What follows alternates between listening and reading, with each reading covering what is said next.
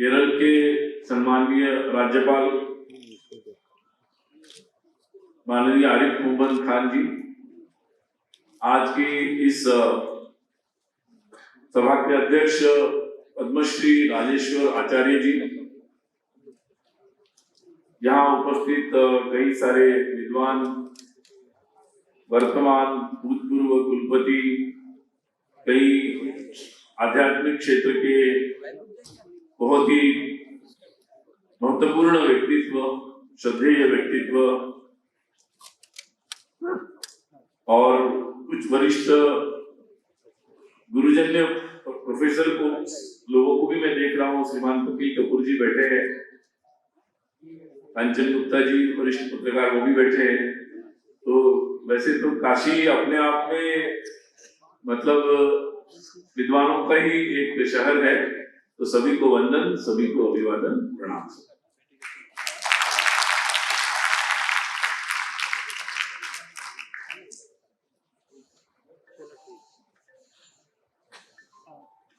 एक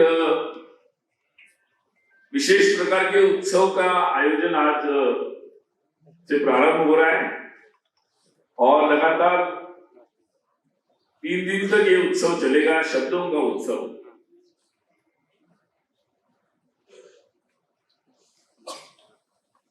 इस ऐसे आयोजन के लिए मुझे लगता है कि अत्यंत परिश्रम पूर्वक योजना बनी है। मैं सभी लोगों को बहुत अभिनंदन करता हूं और शुभकामनाएं देता हूं।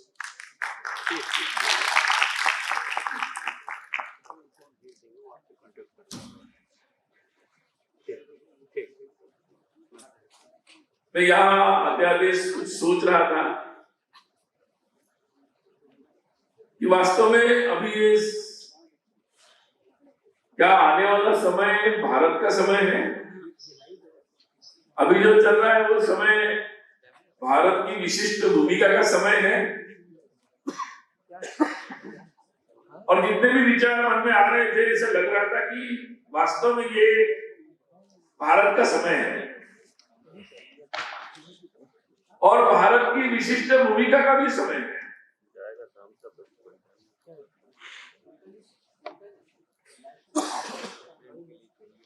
क्योंकि भारत ने हजारों वर्षों तक अपनी विशिष्ट भूमिका को निभाया था।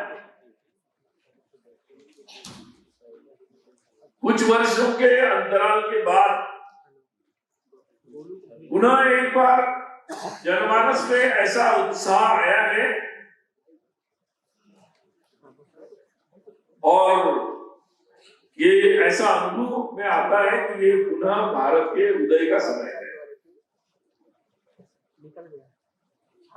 और ऐसे समय पर ये चर्चा आवश्यक है कि हम किस दिशा में जाएंगे, किस तरह से जाएंगे।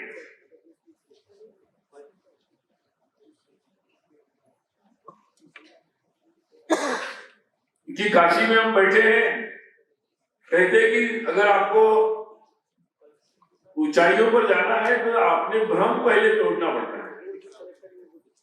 जो भ्रमित करने वाली बातें हैं उससे मुक्त होना पड़ता है और जो ज्ञानी होते हैं उनसे ज्ञान प्राप्त होने पर ये भ्रम टूटते हैं। जब भ्रम टूटते हैं तो ज्ञान अपने आप ही प्रकट होता है।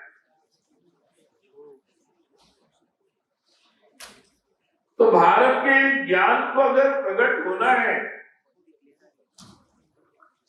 तो पहले सारे भ्रम जितने भी उपस्थित हुए उनको तोड़ना पड़ेगा।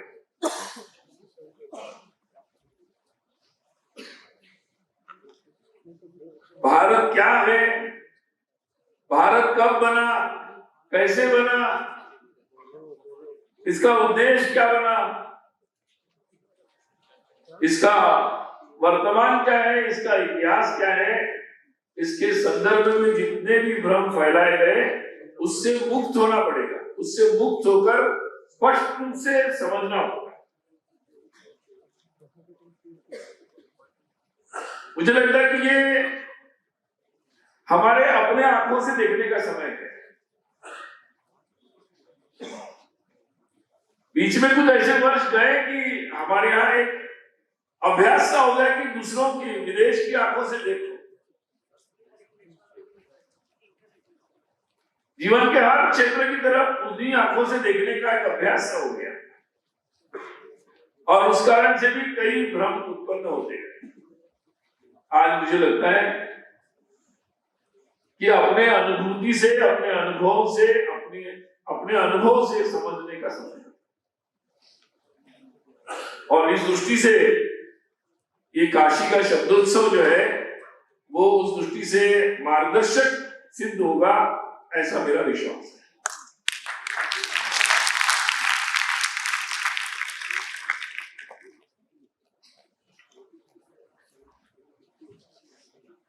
भारत का की जो सभ्यता और संस्कृति, उसके प्रारंभिक जीवन से यात्रा को अगर हम देखते हैं तो एक बात बहुत स्पष्ट रूप से समझ में आती है कि एक दूसरे के बारे में जानते जाना, समानताओं को समझते जाना, एकत्व की अनुभूति लेते जाना, और फिर एक दूसरे से अपने रिश्तों को समझते जाना, बढ़ाते जाना, और इसी से हम जुड़ते चले गए, और इसी से एक दूसरे की चिंता करते करते ही हमारा ये राष्ट्र बना है। इसलिए इसकी मूल प्रकृति में है कि समानताओं को ढूंढना और समानताओं से अपने रिश्ते को समझना, और उस रिश्ते को बढ़ाते हुए एक दूसरे की चिंता करना, सबके अस्तित्व की चिंता करना और आगे बढ़ते जाना। ये चूंकि अपने इस एकता की अनुभूति की जो आधार पर ही अपने राष्ट्र के निर्माण की ये प्रक्रिया चली, और लगता है कि कुछ वर्षों तक, कई वर्षों तक ये प्रक्रिया चली होगी, फिर कुछ स्थिरता आने के बाद हजारों वर्ष तक उसी स्थिरता से एक राष्ट्र की आराधना के रूप में ये राष्ट्र चलता है। इसके वर्णन यथा तथा सर्वत्र मिलते हैं।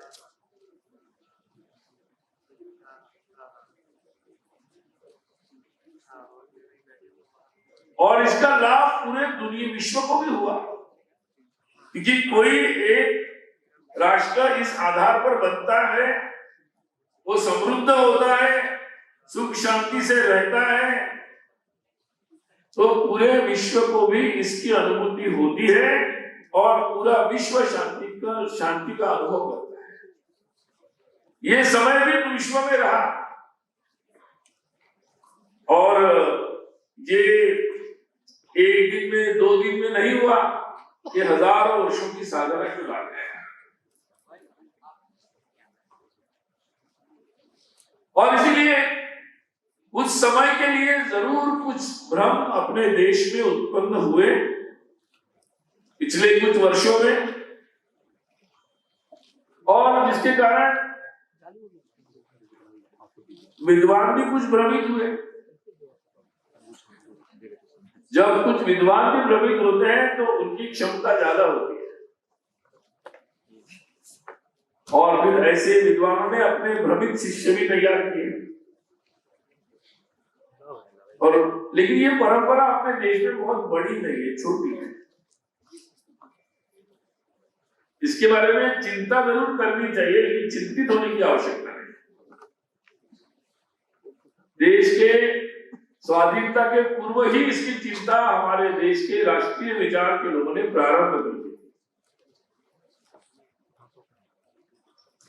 और इसी का परिणाम ये हुआ, स्वाधीनता के आंदोलन में भी ऐसे ऐसे लोग थे जो राष्ट्र के सही स्वरूप की चिंता कर रहे थे।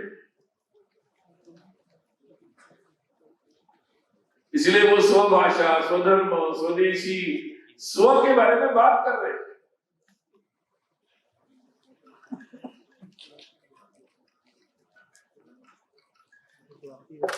और एक धारा वो भी चल रही थी जिसका प्रभाव शायद हमारे शासन प्रशासन पर भी आया, हमारे अकादमिक जगत पर आया, साहित्य जगत पर आया, जिसके कुछ परिणाम भी हुए। परंतु भारत में की यात्रा कुछ 100-200 साल की नहीं है, हजारों वर्ष की है। जब शुद्ध मन से सात्विक भाव से कोई राष्ट्र खड़ा होता है तो वो राष्ट्र विश्व की चिंता करता है और उससे जो भी बातें उत्पन्न होती है उसकी साधना से वो दूरगामी विश्व कल्याण के लिए ही होती है। इसलिए जब चिंतन हुआ तो उसमें से ऐसे ऐसे सार निकले।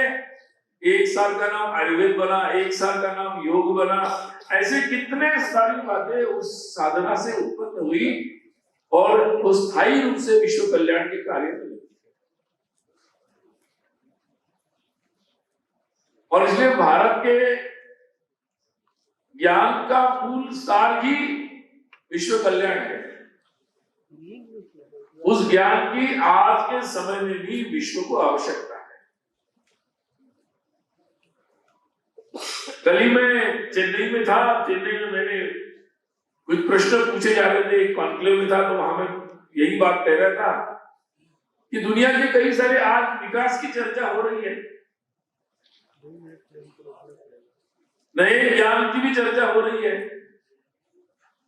दुनिया में आज जितने भी विकसित देश हैं या जो भी विकास की धारा चली है, तो आज जब भारत के भी एक आगे बढ़ने की बात हो रही है, पूरी दुनिया कहेगी कभी तीसरे क्रमांक पर आएगा, 5वें पर आएगा, आगे बढ़ेगा, आर्थिक दृष्टि से चर्चा हो रही है, समृद्धि की चर्चा हो रही है। तो ये बात जरूर सोचने की है कि विकास कैसा होना चाहिए। अगर विकसित देशों की तरफ देखते हैं तो ध्यान में आता है कि बहुत सारे जो आज विकसित देश हैं, उन विकसित देशों ने इस विकास की जो कल्पना आई उसके लिए क्या कीमत दी है। ध्यान में आता है कि विकास के कीमत में अपने पारिवारिक मूल्यों को, अपनी परिवार व्यवस्था को, अपने सुख को, समाधान की कॉस्ट उन्होंने दी, उसकी कीमत पर यह विकास किया।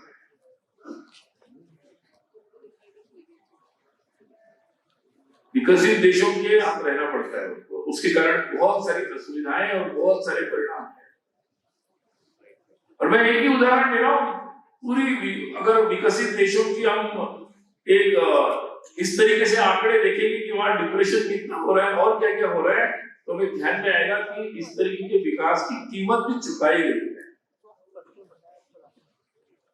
और उस विकास के लिए, धन के लिए भी दुनिया के साथ बहुत बड़े अत्याचार किए गए, जिसकी लूट की गई और उसके परिणाम स्वरूप विकास का रास्ता खुल जाता है। और इसलिए हम जब विकास की राह पर जा रहे हैं तो हमें किस कीमत पर अपना विकास करना है और उसका मॉडल क्या होगा, इसके बारे में सोचना चाहिए। दुनिया भी इस पर सोच रही है। विकास के कीमत के रूप में क्या हम पर्यावरण को दे सकते हैं? पर्यावरण के संतुलन को खोना इतनी बड़ी कीमत क्या विकास के लिए देना है? ये भी एक महत्वपूर्ण प्रश्न पूरी दुनिया के सामने है। और इसलिए ऐसे ज्ञान की खोज पूरी दुनिया में, विश्व में हो रही है कि ऐसा ज्ञान, ऐसे विकास का, सम्मानीय सभ्यता के विकास का ऐसा रास्ता लिया जाए जिसमें हमारे मानवीय सुख जो है, मनुष्य का समाधान है, हमारे पारिवारिक मूल्य, उसकी भी चिंता हो जाए, पर्यावरण की भी चिंता हो जाए, मनुष्य का जो मनुष्यत्व है वो सुरक्षित हो जाए। ऐसा ज्ञान कहीं से मिलेगा जिसके आधार पर कोई नई व्यवस्था पूरे विश्व में बनाई जाए। अब नई नई तकनीकी रोज आ रही है, टेक्नोलॉजी का जमाना है। अभी तक चल रहा था कि जो तकनीकी आई उसको ले लो, लेकिन नहीं है, आ रही है, आने दो, सबको आने दो। लेकिन क्या कोई समृद्धि की ओर जाने वाला देश, कोई ऐसा राष्ट्र ऐसा हो सकता है? हम अपने कपड़ों के लिए भी चॉइस रखते हैं कि भाई क्या लेना क्या नहीं लेना, घर कैसे, चॉइस रखते हैं। तो हमें आने वाले रास्ता ये होगा कि पूरे भारत को और पूरे विश्व को तकनीकी के बारे में वो निर्णय रोबोट पर नहीं या ऐसे स्थितियों पर नहीं, तो हम लोगों को एक उत्तम व्यक्ति मनुष्य के नाते इसका निर्णय करना पड़ेगा कि कौन सी ऐसी तकनीकी होगी जो मनुष्य जीवन के लिए, निसर्ग के लिए अच्छी रहे। तो आने वाला समय तकनीकी के चयन का भी है। हमारे आर्थिक मॉडल क्या होंगे, समता आनी चाहिए, उसका आर्थिक मॉडल क्या होंगे, ये भी आज का महत्वपूर्ण विषय है। इसमें भी अलग अलग प्रकार के बहुत सारे प्रयोग हो चुके हैं। अब ऐसे और उससे एक से दूसरी बात निकली है। एक ने कहा कि ये रास्ता दो, तो दूसरे ने दूसरा रास्ता लिया, उससे और शोषण और हिंसा आ गई। तो अब ऐसे ज्ञान की जरूरत है जिससे ऐसा रास्ता बनाया जाए जिससे सब लोग शामिल भी हो सके, समृद्धि सब तक पहुंच सके, और समृद्धि ऐसी भी हो कि जिससे फिर पर्यावरण भी सुरक्षित हो सके। तो मुझे लगता है कि ये ज्ञान जो है, इसलिए भारतीय ज्ञान के प्रकट होने का ये उचित समय है।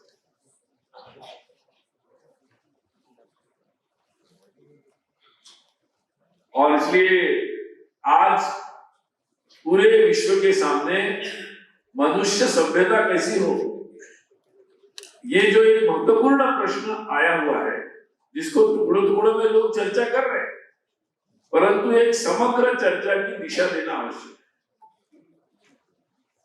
और उस दिशा देने का कार्य जो है, वो जिम्मेदारी निश्चित रूप से हजारों वर्षों के कई प्रकार के अनुभवों से सिद्ध ऐसे भारत की है, ऐसे भारत के ज्ञान को प्रकट होने की है, जिससे भारत का तो भला होगा ही, पूरे विश्व का भला होगा। और वो ज्ञान की कई शाखाएं हैं, हर शाखा का अपने आप में एक संबंध है परस्पर। उन सब के चिंतन की आज आवश्यकता है। मुझे लगता है कि उस दृष्टि से देश में बहुत सारी जगहों पर ऐसे चिंतन हो रहे हैं, परंतु उस चिंतन में जब तक काशी का नेतृत्व नहीं होगा, तब तक ये चिंतन उस दिशा में, उस गति से नहीं जा सकता। और उस दृष्टि से आज से जो ये काशी शब्दोत्सव प्रारंभ हो रहा है, मुझे लगता है कि उसको उस महत्वपूर्ण दृष्टि से इसको देखना है। और मुझे विश्वास है यहाँ जितने भी मंथन होंगे, जितने सत्रों में चर्चा होगी, इस दिशा में जरूर विचार होगा। और ये 3 दिन में समाप्त नहीं होगा कि आने वाले वर्षों में ये धारा चलती रहेगी, और धीरे धीरे ये ज्ञान प्रकट होने का जो समय आया है, उस दिशा में आप लोग सब मिलकर बढ़ते रहेंगे। मुझे यहाँ आने का अवसर मिला, बहुत बहुत धन्यवाद।